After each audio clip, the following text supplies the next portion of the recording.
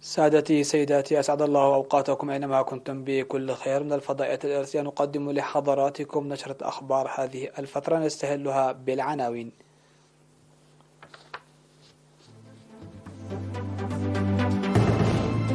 فخامة الرئيس أفورقي يستقبل وفد روسيا عالي المستوى.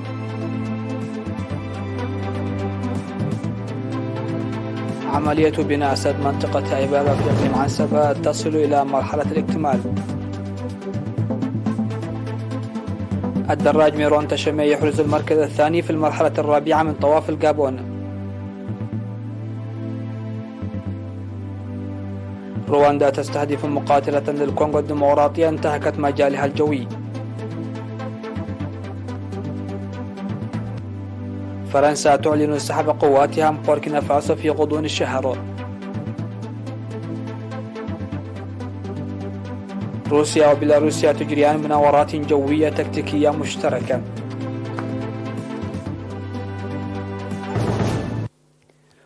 أهلا بكم إلى تفاصيل النشرة. استقبل فخامة الرئيس أفورقي بعد ظهر اليوم في قاعة هاجر وفدا روسيا الاتحادية برئاسة وزير الخارجية سيرجي لافروف. وأوضح فخامة الرئيس أفورقي في اللقاء الفشل حلم بناء نظام القطب العالمي الأوحد، وقال إن هذا النظام الذي خلق المخاطر في العالم تاريخه هو الهيمنة والاستعمار والعبودية، ولأن بإمكانه خلق مخاطر أسوأ، لذلك يجب على الشعوب التصدي له معا ومكافحته. وأضاف الرئيس أفورقي قائلا إن حرب أوكرانيا مثال أخير للسياسات الخاطئة التي يعمل لها باستمرار لإحلال الهيمنة والاستحواذ. وأوضح السيد لافروف أن حرب أوكرانيا هي في الأساس بين مجموعة الدول الغربية التي تترأسها أمريكا وبين روسيا، وقال إن هذا الحرب لم يبدأ العام الماضي بل أجريت له الاستعدادات منذ عام 2014، وقد اعترف بذلك قادة الدول الغربية خاصة قادة ألمانيا وفرنسا. وبالرغم من ذلك فإن روسيا اتخذت المبادرة لحل الحرب سلميا، ولأن ذلك لا يتماشى مع مصالحهم الاستراتيجية تجنبوا طريق السلام وزادوا من وتيرة الحرب. وذكر أن مجموعة أصدقاء ميثاق الأمم المتحدة التي أسستها روسيا وإرتريا مع 20 دولة والتي يتكاثر عدد أعضائها بهدف إحلال نظام دولي عادل يخدم الإنسانية قد أوضحت موقفها لمنظمة الأمم المتحدة. وحول العلاقات الثنائية أوضح السيد لافروف استعداد بلاده للدفع بالتعاون الاقتصادي ومجالات التعدين وتقانة المعلومات والزراعة والبنية التحتية والدفاع والتعليم والاستثمار في الصناعة. وأكد الرئيس أفورقي أن إرتريا تمنح هذه المجالات الأولوية وتعمل لإنجاحها.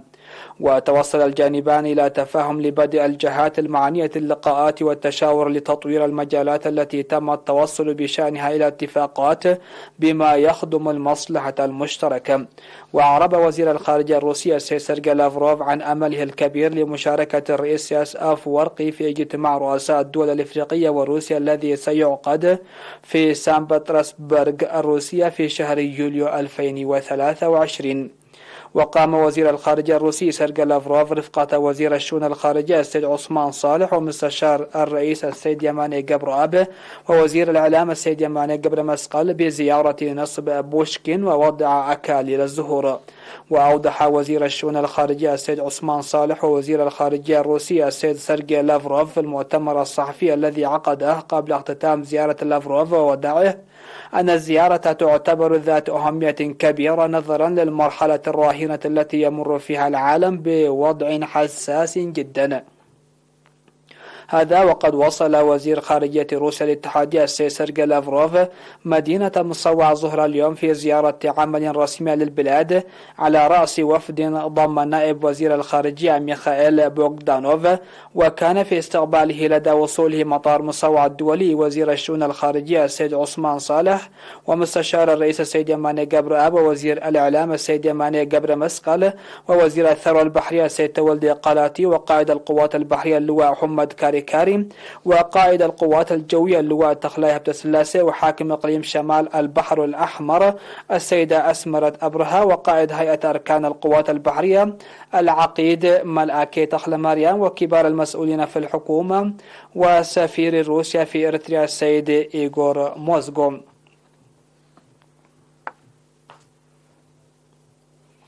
مع اقتراب اكتمال عملية بناء سد منطقة أيبابة في مديرية قلب إقليم عنسبة، بدأ المواطنون ممارسة نشاطات الري التنموي.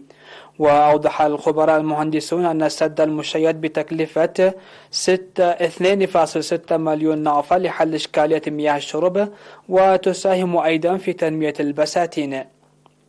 وأشار المهندس عبد الله محمد صالح اكتمال 96% من أعمال السد، وتسع كمية المياه المخزونة حتى الآن أكثر من 165 ألف متر مكعب، مشيدا بمشاركة المواطنين الفعالة. وأفاد استمرارية الأعمال الجارية لحماية التربة والمياه وإصلاح مساقط المياه تخوفا من امتلاء السد بالطمي. وقال مدير ضاحية أيبابة السيد عثمان بإمنة أن السد ساهم في إثراء المياه الجوفية ليبدأ المزارعين النشاطات الزراعية. تقع منطقة أيبابة المدشنة في طريق كرن قلب على بعد مسافة 30 كيلومترا من مدينة كرن حاضرة الأقليم.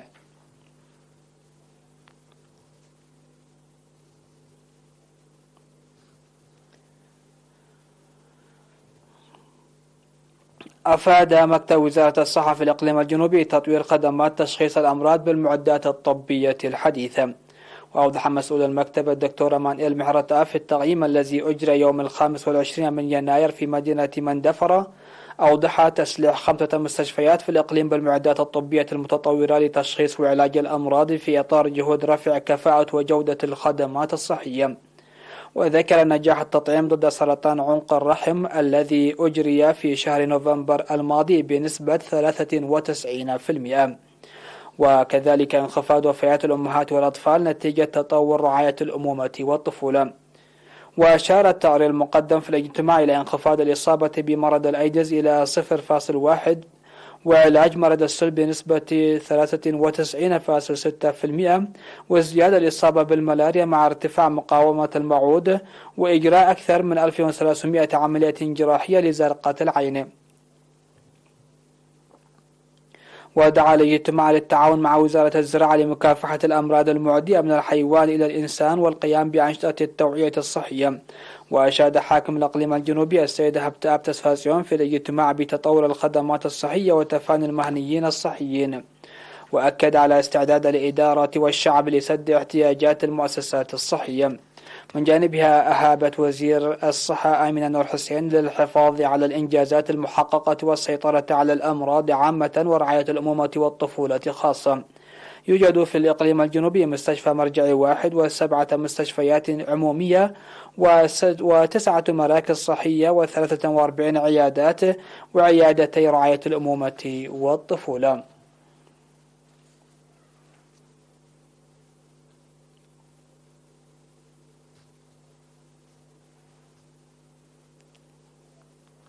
قدم المواطنون المقيمون في مختلف الدول 3555 يورو و23,500 نافة لأسر الشهداء والمحتاجين. وأفادت المعلومات التي وردت إلينا بأن الإريتريين المقيمين في الخارج قدموا مبلغ 23,500 نافة ل47 أسرة شهيد محتاجة في مدينة غردات. وذكرت السيدة أدحنة أبرهة المقيمة في النرويج التي قدمت بالدعم أن هذه المبادرة تتخذ للمرة الرابعة. وشكر مدراء ضواحي غردات مساهمات الإريتريين في الخارج لدعم المحتاجين. كما قدم أعضاء الجالية الإريترية في فرنسا مبلغ 3555 يورو لأسر الشهداء.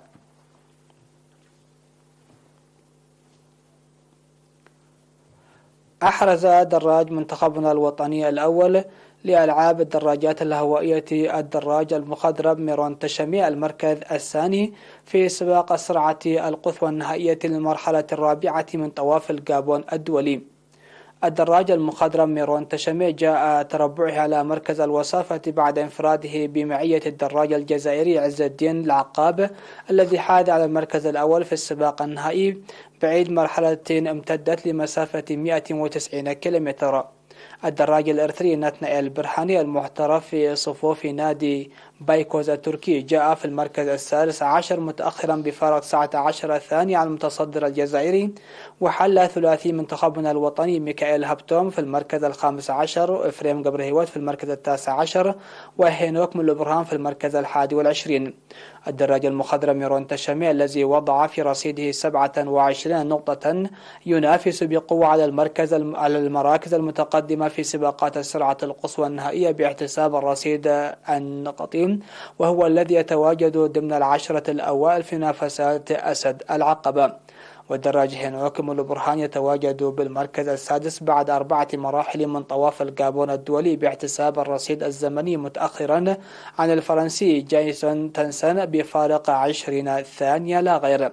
دراج منتخبنا الوطني هينوك من لبرهان والذي كان يتصدر منافسات دون 23 حتى المرحلة الثالثة تراجع إلى مركز الوصافة لمصلحة الدراج البلجيكي لويس بيلوي، كما يتواجد 3 دراجين إريتريين ضمن العشرة الأوائل في منافسات دون 23 عاما.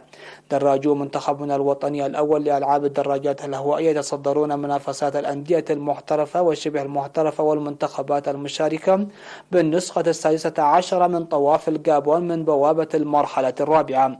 في هذه الأثناء خطف الدراج العالمي بنيام قرماي المركز الثالث والميدالية البرونزية في استحقاق كلاسيكي ليوم واحد استضافتها إسبانيا. الجدير بالذكر بأن الدراج العالمي بنيام قرماي كان قد توج بالريادة والصدارة في نفس الاستحقاق الكلاسيكي بالعام الماضي 2022.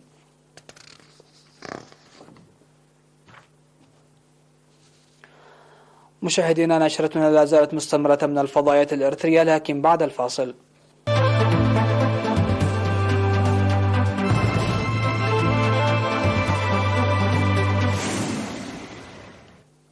أهلا بكم. استهدف الجيش الرواندي مقاتلة تابعة لجمهورية الكونغو الديمقراطية إثر انتهاكها المجال الجوي لكيغالي 3 مرات. وبحسب وسائل إعلام محلية في رواندا فأن مقاتلة من طراز سوخوي 25 تابعة للكونغو الديمقراطية انتهكت المجال الجوي لرواندا 3 مرات. واضطرت المقاتلة إلى القيام بهبوط اضطراري في مدينة غوما بالكونغو الديمقراطية بعد إصابتها برصاصات أطلقها الجانب الرواندي. ولم يصدر أي بيان رسمي من البلدين بخصوص الحادثة. وفي 19 من يناير الحالي اتهمت رواندا الكونغو الديمقراطية بالاستعداد لشن حرب عبر جمع مرتزقة أجانب. بالمقابل تتهم الكونغو الديمقراطية رواندا بدعم حركة 23 من مارس M23 التي تنفذ هجمات شرق البلاد.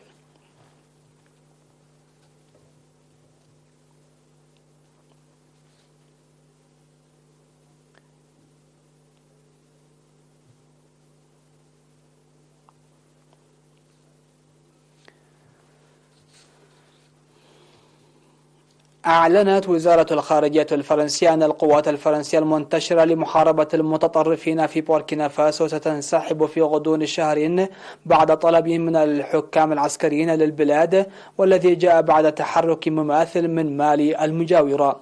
وقال مسؤول كبير بوزارة الخارجية إن فرنسا تلقت رسميا من بوركينا فاسو قرارا بإنهاء اتفاق 2018 بشأن وجود القوات الفرنسية في البلاد. يتمركز حوالي 400 من أفراد القوات الخاصة الفرنسية في بوركينا فاسو كجزء من انتشار عسكري أوسع يهدف إلى محاربة المتطرفين في منطقة الساحل بأفريقيا. وخرج متظاهرون إلى شوارع العاصمة وغادوغو هذا الشهر للمطالبة بطرد السفير الفرنسي وإغلاق قاعدة عسكرية فرنسية شمال العاصمة.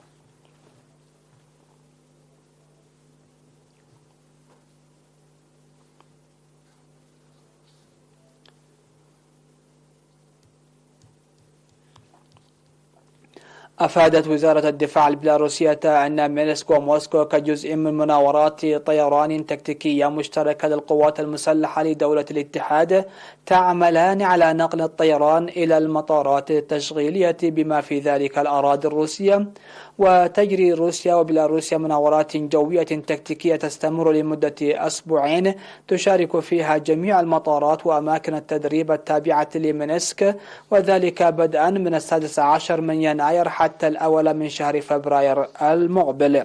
وقالت وزارة الدفاع إنه خلال التدريبات الجوية التكتيكية ستشارك جميع المطارات وأماكن التدريب التابعة للقوات الجوية وقوات الدفاع الجوية التابعة للقوات المسلحة البيلاروسية.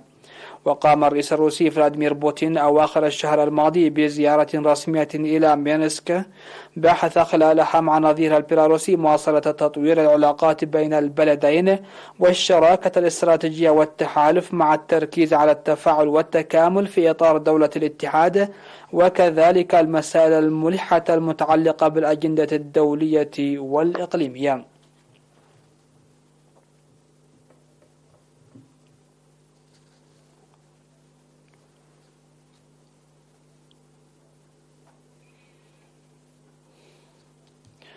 الخبر الأخير في هذه النشرة: أطلقت مؤسسة تكنولوجيات استكشاف الفضاء الأمريكية سبيس إكس 56 قمرا صناعيا من طراز ستارلينك إلى الفضاء. وقالت المؤسسة في بيان إن صاروخ فالكون 9 أطلق من مطار كيب كانافيرال الفضائي بولاية فلوريدا الأمريكية، وقد هبط الجزء الأول من الصاروخ متعدد الاستخدام بنجاح بعد 8 دقائق و45 ثانية في منصة عائمة في المحيط الأطلسي. يذكر أن مجموعة ستارلينك للأقمار الصناعية تخصص لتغطية الكرة الأرضية كلها بشبكة الإنترنت السريع، وذلك بفضل نشر كمية كبيرة من الأقمار الصناعية في مدار الأرض، ولا يزيد وزن كل قمر صناعي عن 500 كيلوغرام.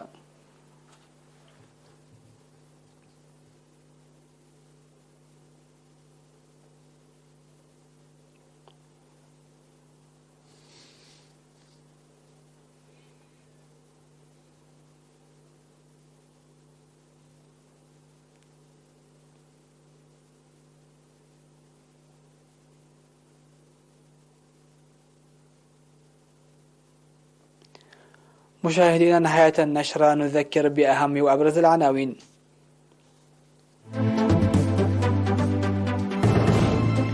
فخامة الرئيس أفورقي يستقبل وفد روسيا عالي المستوى. عملية بناء سد منطقة إبابة في إقليم عنسبة تصل إلى مرحلة الاكتمال. الدراج ميرون تشامي يحرز المركز الثاني في المرحلة الرابعة من طواف الجابون. رواندا تستهدف مقاتلة للكونغو الديمقراطية انتهكت مجالها الجوي. فرنسا تعلن سحب قواتها من بوركينا فاسو في غضون الشهر. وروسيا وبيلاروسيا تجريان مناورات جوية تكتيكية مشتركة.